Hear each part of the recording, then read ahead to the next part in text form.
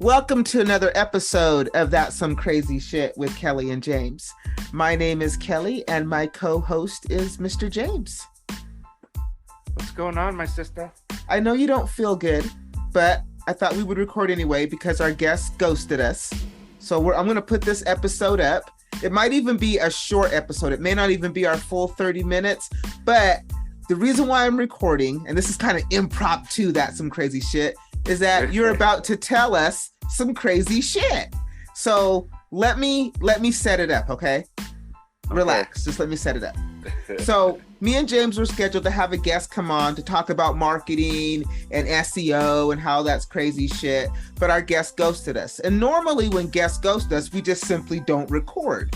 But we're up here having a conversation and he starts talking about hearing things in the house. So I thought, well, hold on, that's crazy shit. Let's record it. And even if it's a short episode, I think it's still worth it because this is what we talk about. No, yeah, it's true. This is exactly what we talk about. And I know that you don't feel like 100% up to par, but remember, it's just me and you. No, and it might be I don't feel well because of what's been going on. Right. So let's hear it. So the last couple of nights I've been sleeping well, and I swear I've heard people downstairs. And we've talked about this before. I've heard people walk up my stairs. I don't know if people are familiar with, when your dog's nails are on the hardwood floor, you can kind of hear them tap and stuff. I've heard that downstairs. And it seems to go in cycles, but the last couple of nights, it's been, I don't want to say more intense, but it's kind of come back, I guess, a cycle again. It's been active. Yeah, it's been active the last couple of nights. And it's been odd that we were talking about this because you asked me if I ever go downstairs. And it's funny, I've never gone downstairs, and I don't know why, because I'll go on investigations. I'll go into this strange building, but I won't go downstairs. And that's funny you asked me, and I don't know why. Are you afraid to go downstairs? Yeah, and you asked me that once, and I've only ever been afraid one time, and I armed myself because I was that afraid, and we were talking about how your senses go hyperactive. It's like you're not breathing, you can hear your blood flowing. You know what I mean? You're just hyperactive. I got to that point, but I still never went downstairs. So the only reason why I think that's crazy shit, because people could say, oh, it's your house settling or whatever, right? It's a big house. Right. But the only reason why I think it's crazy shit is because you've been told about things in your house before. And we've talked about this, I think episode 1. We talked about how this woman came to you and said your house has portals where people can travel, I guess ghosts or entities or spirits or whatever can travel interdimensionally, and your house is a portal. You've had people tell you that your mom is there. You've had people tell you that people like pioneer people are there. And these are people that have seen this in your house. Right? So that's just crazy to me. Basically, you live in a haunted house. And I had to laugh because I want to say, no, I don't, but yeah, I do. You live in a haunted house. It's a trip. It is, We've talked about some of the weird stuff that happens here, and it has been real active. And maybe, like I said, maybe it affects me because, that energy or something. There's one place at your table that gets a weird energy. I don't remember what chair it is because I've sat in it, and you feel this vibration, but only in that chair. Yep. Right? Only in that chair. I don't know if you didn't believe me. It's not because I feel if it was like a car going by or a truck going by, that the whole floor would vibrate, not just this one chair. It is a trip. And you're only like two feet away from me. We could switch chairs and you won't feel that vibration. But in that chair, you feel, and it comes and goes. So it's not like a constant vibration. No. And it's funny you say that. I haven't felt that in a little while, but that was weird too. Yeah, see? Now you don't feel it anymore. Yeah. Yeah, See? that's interesting. It has been pretty active. So tell us the noise. Oh my gosh! I'm sorry, it just triggered a memory. I've been taking those classes about astral projection. Maybe somehow I'm doing it and I don't know. I don't know. Maybe. That's right. And you know what? Since you're not done with the classes, right? You're not done, right? How many more are left? One, and then there's going to be one a month. Okay. So when you're done with the classes, we'll talk about astral projection and we'll, all of that good stuff. And we've even asked your instructor to come on to the podcast, and that's going to happen as well. So that will be really cool. But I know that this is not like our norm episode.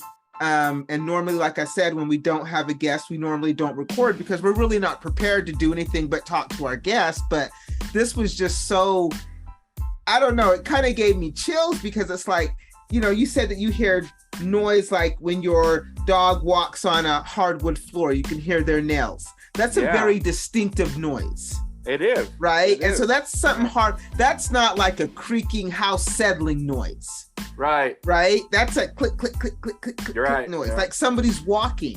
Like the noise you heard last night, what was it? What did you hear? Well, I thought I heard footsteps, to be honest, last night. And in our house, there's certain places where you walk, your boards creak and stuff, when you put weight on it and stuff. So to tie this all together, and I don't mean to put you on the spot, and you're welcome to say no, and I can edit it out if you want me to, but do you want to tell them about the smoke? Oh, yeah, I can. So, one of our first guests, this is some backstory, was Dave Mitchell, and he's a psychic medium, and we've had him on the show, and Kelly and I have both had readings from this guy, and he's on. And he's not like a tarot card reader. He sits down and reads you, and spirits come through, and it's a trip. It's a trip. And he's extremely accurate. Okay, so he goes on these investigations with the mutual friend who introduced us. So on these investigations, he would smoke, and he would use the smoke, and he would look for things in the smoke. And my friend sent me a picture, and I wish we could put it up somehow. And I almost don't want to say what it is because I want people to look at it, But you look at it, and you can see a skull. And they were at this place that was Ted Bundy, the serial killer. He had a house here in Utah, lived here, and they were up investigating at this place that he was at, I believe. And so when he used the smoke, it had a skull. I was always very intrigued by that. Okay. So the other day, I was downstairs and I was having a smoke. Since I retired, I can smoke now. And so, in my head, you're an adult. You can do whatever you'd like. No judgment. Do whatever you'd like. So, I've always been intrigued by that. So I was downstairs and I was having a smoke, and and I just kind of glanced over, and it's funny. I can still picture it. It looked like if you were to use a broad paintbrush, and just kind of write with it. And it's funny because I looked over and it said Mom. M-O-M. Okay. And then just that quickly, in my mind, I thought, did I just see that? And I swear to God, as soon as I had that thought, I saw Y-E-S. Wow. I get coaches, and now you now get coaches because we just talked about it. And it's one of those things where it's like, I was telling you about it, and you're like, well, did you really see it? And it's almost like it has to sink in before you realize. Well, what I said was a lot of people, I think, this is just my theory, I think mostly everybody, if not everyone, has had some weird, unexplained thing happen. Maybe not minor, maybe like the smoke. Maybe they thought they saw something in the smoke too and then dismissed it. So something like that, where you've had something happen, where maybe you thought you saw something, you thought you heard something or whatever, right? And you dismiss it as your imagination, right? Yeah. And so you don't think anything more about it. But my question is, I ask you, now that you're telling me the story and you're reflecting, do you believe that you really saw the words mom and yes? I do. There you go. Right? Most people would dismiss it. Yeah, and it's easy to dismiss, And we talked about this. It's funny because you asked me, well, have you told so-and-so and have you told this? And I'm like, well, no, because it's still, well, now I told everybody, on the podcast, but it's still one of those things you're like, yeah, but I still don't know how they're going to react. Are they going to think I'm just tripping? Are they going to believe me?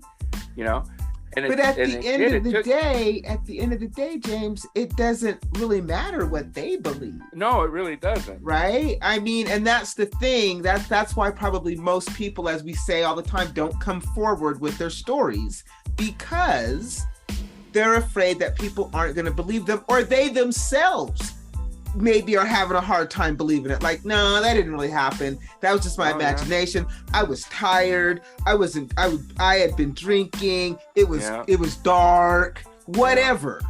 Right? I mean, all these reasons why you didn't see what you thought you saw. And like I told you, I've been sitting at my desk at home and think I see something in the corner of my eye and turn my head and there's nothing there. But something made me think that I saw something in the corner of my eye. Was something there? I don't know. Right? But something made me turn my head to think that there was something that I saw it just out of the corner of my eye.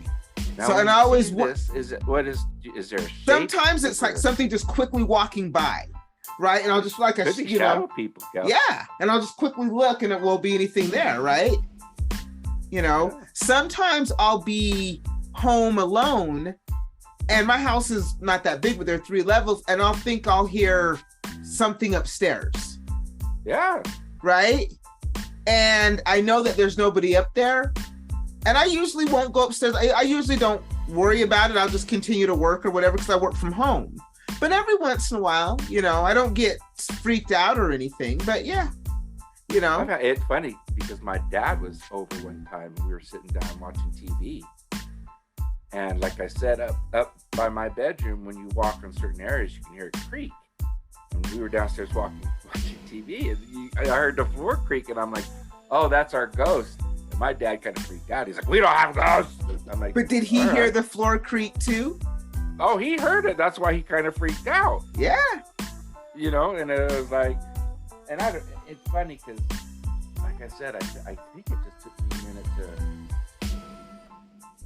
It's like I knew what I saw when I saw it, but it's like it still took a minute for it to kind of sink in. It really did. You think about that, when you saw it, mom and yes, you didn't get scared. I mean, at that moment, I guess my thing would be like, did you be like, right? I gotta tell somebody because, wow, I just saw the words mom and the smoke answered my thought, because you didn't say, did I just see the word mom out loud? No. You thought that. And as soon as I thought it, there was yes. So some people could say, well, James, that's your mind. But is it? Because you weren't thinking about your mom or anything, were you? You were just downstairs smoking. Yeah, and it's funny because I was just, kind of relaxing. The TV wasn't on. I was just kicking back. And it's funny because then we talked about it after, and I'm like, oh, well, I'm going to look for something now. And you pointed out, well, maybe the reason you saw it was because you weren't looking for it. Right. So that's what I'm saying. So, maybe when you're not looking is when you're more open to seeing it rather than trying to force it. Right. You know, and well, now that just triggers. And maybe the creaking in your house. I'm trying to bring this all together, right? With the smoke and the mom and the yes, and now the creaking in the house. You know, and people saying that your house is a portal in there. You know, I've already said it before. You know, you live in a haunted house, James, and maybe that's your mom. I believe my mom's here, but I've also been told that my dad comes and my grandma comes.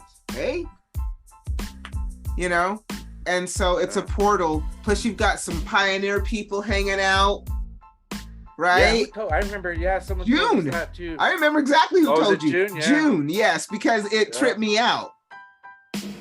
You know? It was funny because I don't, you know, maybe our listeners want to go back and listen to it. She picked up on culture from pioneer times, and initially she thought they were Amish because of the way they were dressed. Like Quakers. They dress very similarly. Yes. And so she thought I was back east. Yep. She had picked up, she's told me my mom was standing behind me. You know, we were talking. And she's like, you know, Kelly, I'm sorry. I just have to tell you this. And I was like, okay. Right. So. Yeah, I forgot about that. You know, I just believe, Mr. James, you live in a haunted house. And I just wanted our listeners to know you live in a haunted house. But that is all. True. I think that suffices as an episode of That's Some Crazy Shit. Are we gonna go with that for an episode? That is some crazy shit, my friend. That it has been. It really has been, and it's funny because I just I feel kind of drained. You know. Yeah. It's like it's taking my energy. Well, don't let it, because you know you're not supposed to. Yeah, I'm gonna have to. Smudge the house. What did I say the other day? Yeah, I got the sage from when we went to Sedona. So smudge the house, my friend, and burn some white candles. White. Yeah.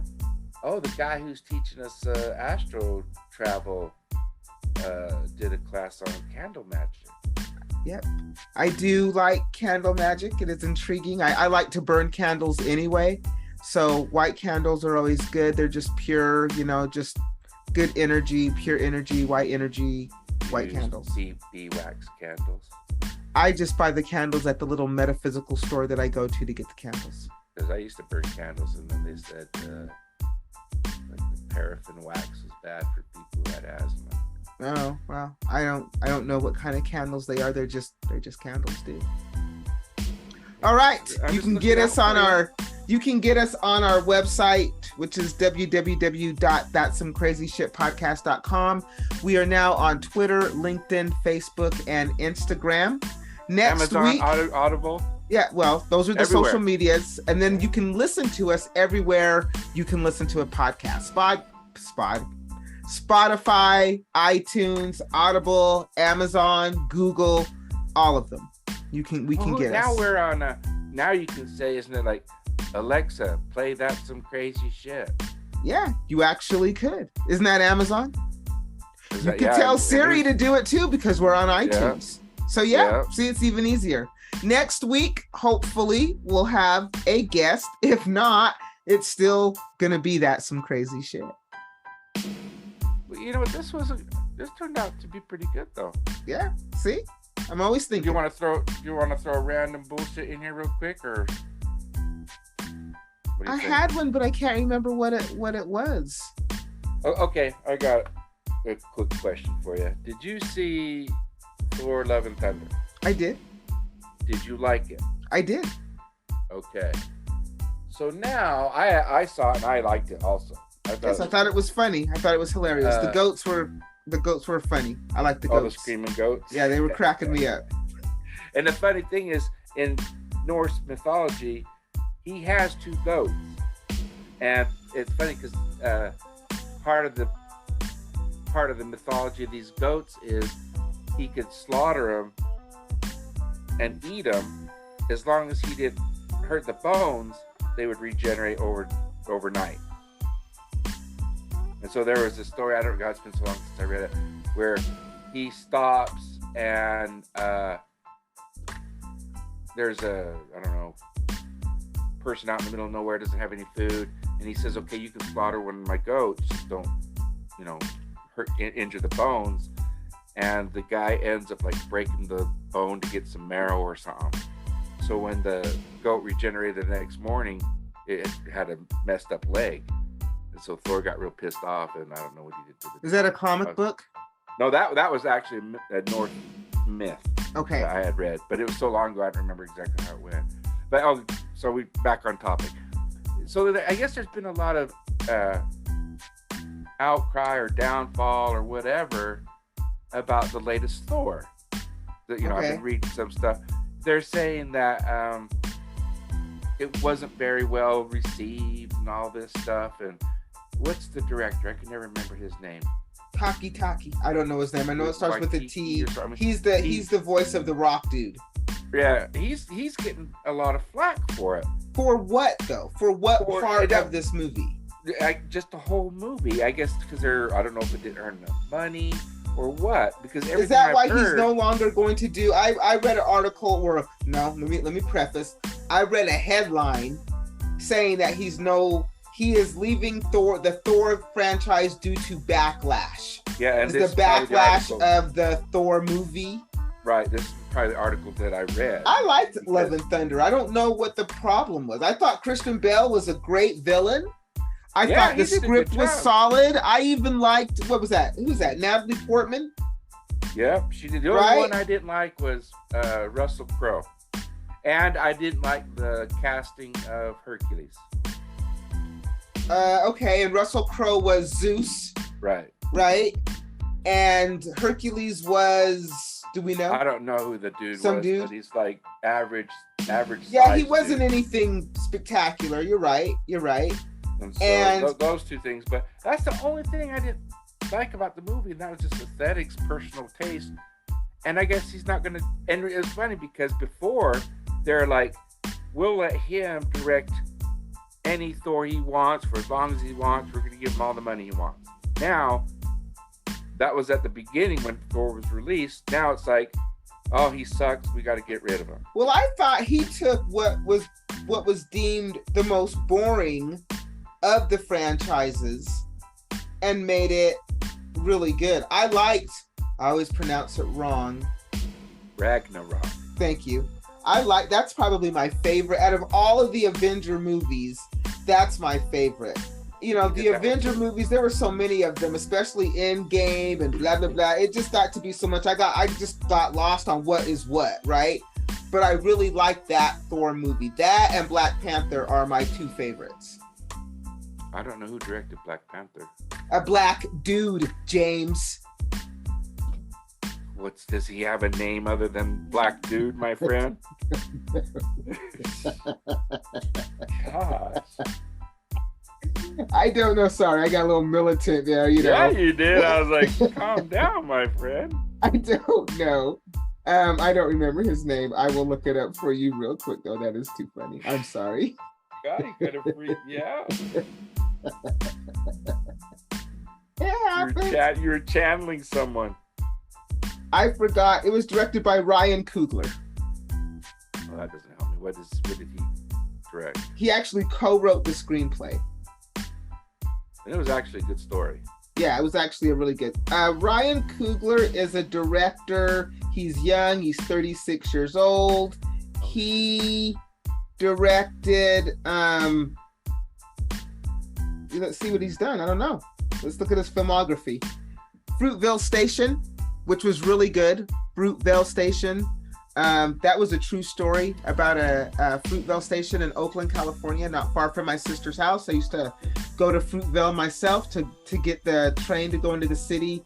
And he was coming home from a New Year's Eve party, this guy, and was killed by the Fruitvale Station police. He was shot in the head. As he was laying on the ground, they had already apprehended him, taken him off the train, had him subdued, and shot him in the head anyway. So pretty much executed. Executed him, basically, yes. Forrest Whitaker directed that. Ryan Coogler, not Forrest Whitaker directed that. Ryan Coogler, I think Forrest Whitaker produced it. Ryan Coogler was the director and the writer. Then he did Creed. in 2015. Oh, we had a dude that was in Creed. Right? So he directed that and he wrote that. Then in 2018, and this is how short and great this guy's career is. Then in 2018, Black Panther. Right? Total mega hit. Not that the other two were not hits, because they were. I don't know how many people are familiar with Fruitvale Station. It's one of those movies that you gotta really be in the mood to watch, because it's a really sad story. Right? Yes. And now 2022, Black Panther, Wakanda Forever. He is the director and the writer. As a matter of fact, those 4 films, he is the director and the writer of all 4 of those films. And his name, Ryan Coogler. Okay, what were we doing when we were his age? Not directing. And remember, he's 36 now. Right. You know, you're talking 2013 when he started. So not doing what he's doing, but that's phenomenal to be that young and just have that career. Boom, boom, boom, boom, boom. Just like that. Who is he? Do you know who's directing the new Black Panther? Ryan Coogler.